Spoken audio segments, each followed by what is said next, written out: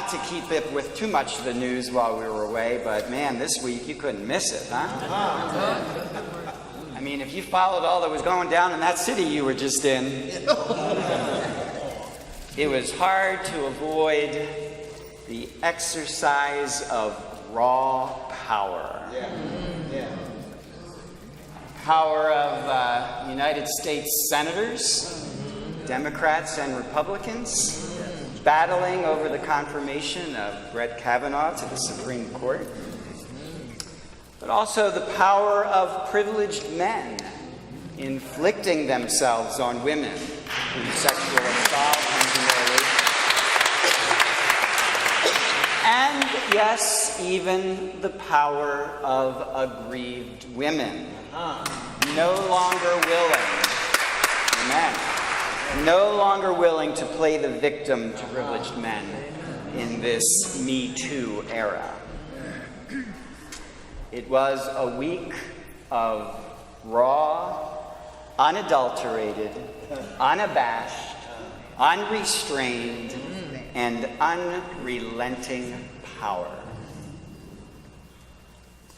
No wonder so many were left shaking in their boots. Our first reading today comes from the book of Numbers, one of the first 5 books of the Bible. And the story that is recounted in the book of Numbers, at least in this portion, is the story of the journey of the Israelites from captivity in Egypt as slaves, and they are now on their way to the promised land towards freedom. And if you are familiar with the story, you'll know that along the way, there's a lot of complaining going on. The people complain about the food. They complain about the desert. They complain about everything that they can think of because they actually romanticize about how wonderful life was when they were slaves in Egypt. Well, they're working on Moses' last nerve when he finally cries out to God and says, "Enough! I have had enough with these people that you have burdened me with. I need help." And so God says to him, "Fine, we'll get you some help. Select 70 elders and have them come out to the meeting tent where you and I speak, and we'll take care of things." And that's what brings us to the passage we are at today. We're at Numbers chapter 11. Our passage starts at verse 25, but I'd like to start the verse before at 24. So Moses went out and told the people what the Lord had said. Gathering 70 elders of the people, he had them stand around the tent. The Lord then came down in the cloud and spoke to him. Taking some of the Spirit that was on Moses, he bestowed it on the 70 elders. And as the Spirit came to rest on them, they prophesied. Now, one of the first things you want to notice about this passage is that the reference to the Spirit is really a reference to power. God had bestowed power on Moses to be the leader of the people, and now he was bestowing power on the 70 elders. Now let's look a little bit about that power. First, where did it come from in the first place? It was God's. The power is God's. And the power and God first placed the Spirit on Moses so that Moses could lead the people. And now God is taking his power, not Moses' power. God is taking God's power and he is bestowing it on the 70 elders. Because God can do whatever God wants to do with his power. But notice how God bestows the power. He doesn't take the power from himself and give it directly to the 70 elders. Listen, he takes some of the Spirit that was on Moses and he shares that power with the 70 elders. If Moses wants some help, he's going to have to share the power that God gave him. You see, and that's not always obvious to us about whose power it is and who has to share the power. Because obviously Joshua in the story doesn't quite get it. The power also falls upon Eldad and Medad, who for some reason stayed in the camp and didn't make it to the meeting tent. And Joshua has a problem with this. If they didn't follow the rules and they weren't among the group, then they shouldn't get the power. He forgets. God can do whatever God wants to do with God's power. But maybe it's because Joshua doesn't recognize it as God's power. He sees it as Moses' power. And so he says to Moses, "My Lord, Moses, stop them from exercising your power."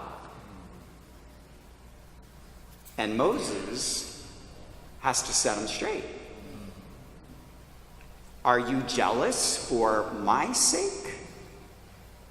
Would that all the people of the Lord were prophets. Would that the Lord would bestow his Spirit on all of them. You see, Moses understands that the power that he had came from God, that God could do whatever he wanted to do with that power, and that if he wanted the help, he had to trust God in sharing that power. And since it wasn't his power to begin with, he can share that power generously and joyfully.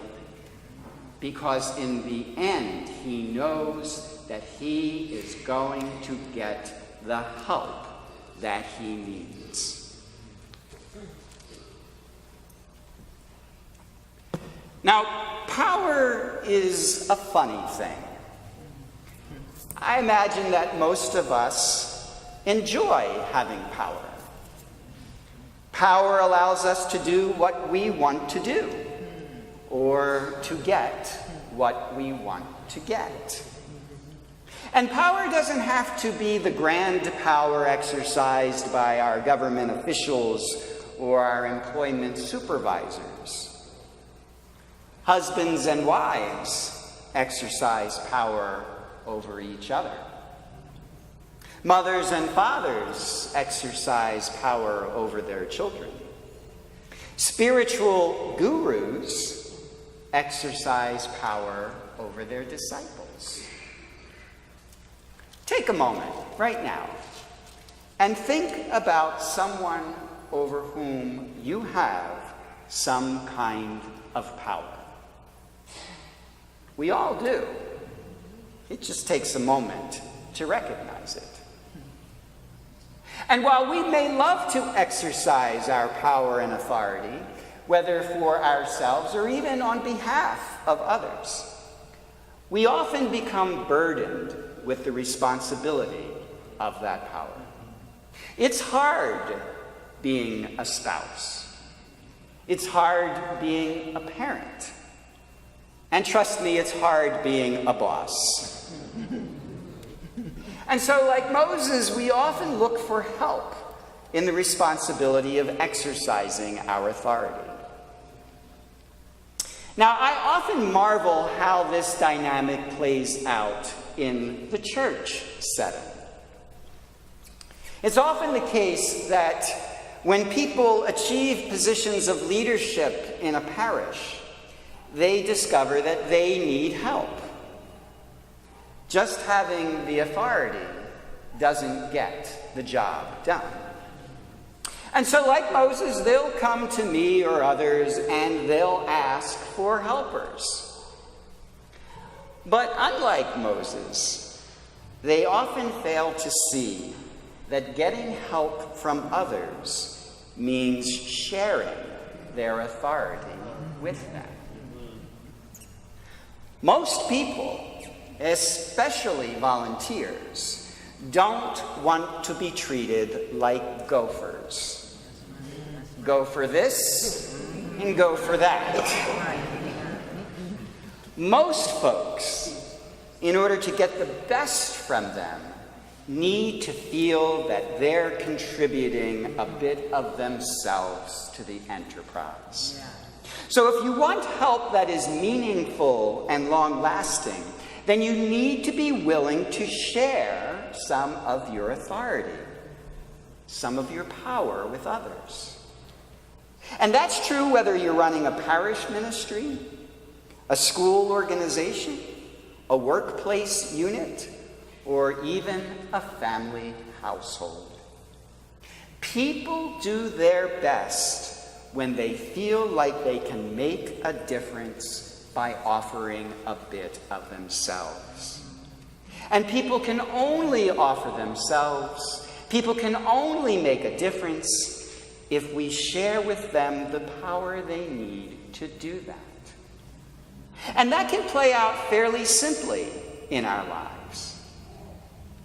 It can be a matter of just giving people choices. Would you like to do this, or would you like to do that? It can be as simple as asking another for their advice or their opinion before taking action yourself. And even best still, it can be accomplished by taking a task and breaking it up into smaller tasks, and then giving those tasks away for someone to do themselves. You see, Moses was able to share his power with the 70 elders because he understood where his power came from. He understood that his power came from God, that it was a gift from God, that it was both a blessing and a burden for him to exercise.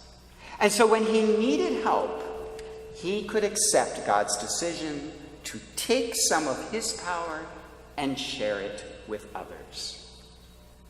And he could not only accept that, but he could participate in it generously and joyfully.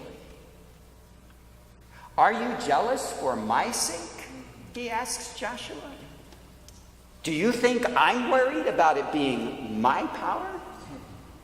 That's a challenge to Joshua, to see that you can be generous with the power that God gives you.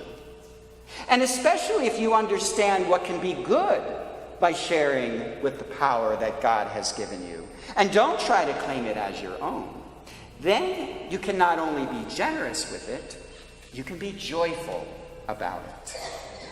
Would that all the people of the Lord were prophets. Would that the Lord would bestow his Spirit upon them all. Moses understood that power was a gift and responsibility from God, and with faith in God, he was able to share that power generously and joyfully. And here's the key. In doing so, Moses actually became even more powerful by sharing that power with others. Power is not a right. Power is a gift and a responsibility. when we see it as a right, when we see it as something as our own, when we see it as something we're entitled to, then we begin to be selfish and stingy and jealous about it. We try to hold on to it, we try to grab for more of it, and we try to take down anyone who threatens it. And if that doesn't explain much of the behavior we saw in Washington this week, I'm not sure what does.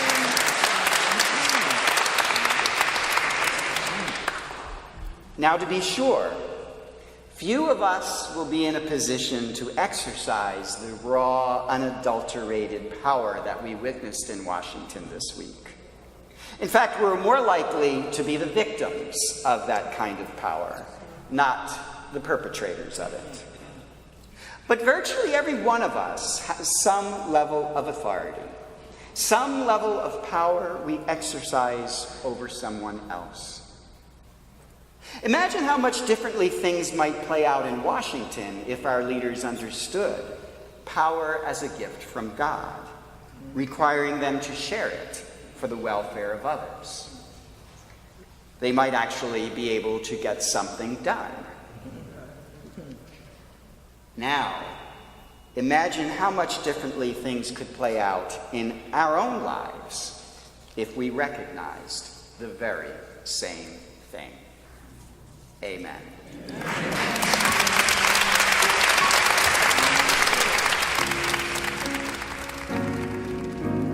God is our refuge and strength, a very present help in trouble.